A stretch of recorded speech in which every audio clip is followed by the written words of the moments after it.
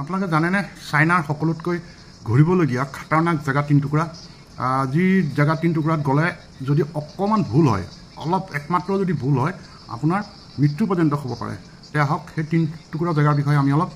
জানো তে এই 3 টুকুৰা জেগাৰ ভিতৰত তৃতীয় নম্বৰত আহে চাইনাৰ গ্লাছ বটম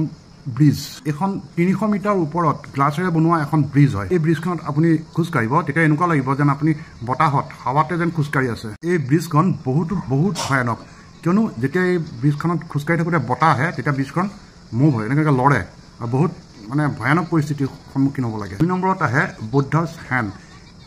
এই বুদ্ধাছ হ্যান্ডখনত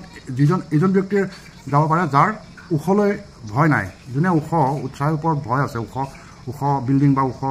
হেৰিত উঠিবলৈ ভয় কৰে সেই মানুহৰ কাৰণে বহুত বিপদজনক এই হাতখন ইমানেই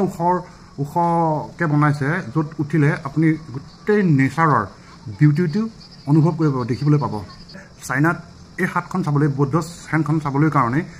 লাখৰ ওপৰৰ মানুহ আহে প্ৰতি বছৰে আৰু বিশেষকৈ ইয়াত কোনো এই ষ্টেপবিলাকত উঠি যাওঁতে কোনো ছেফটি নাই খালি মাত্ৰ তলত এখন নেট আছে যাতে পৰিলে সেই নেটখনত আটকি যায় 1 নম্বৰত আহে ষ্টেয়াৰ টু হেভেন 1500 ফুট ওপৰত ওখকৈ বনোৱা এই খটখটিবিলাক চাইনাৰ ইউনিয়ন মাউণ্টেইনত আছে ইয়াত প্ৰায় 999টা খটখটি আছে এই খটখটিবিলাক দেখিবলৈ বহুত সুন্দৰ আৰু বহুত ভয়ানক আৰু আপোনালোকৰ জানকাৰীৰ কাৰণে বনাই দিওঁ ইয়াত কোনো ধৰণৰ ছেফটি নাই কিনাৰত কোনো বাউণ্ডাৰী নাই এই বহুত ভয়ানক আৰু মানে যাৰ সাহস আছে সিহে এই খটখটিবিলাকত উঠিব পাৰে আপোনালোকে কেতিয়াবা চাইনাত গ'লে এই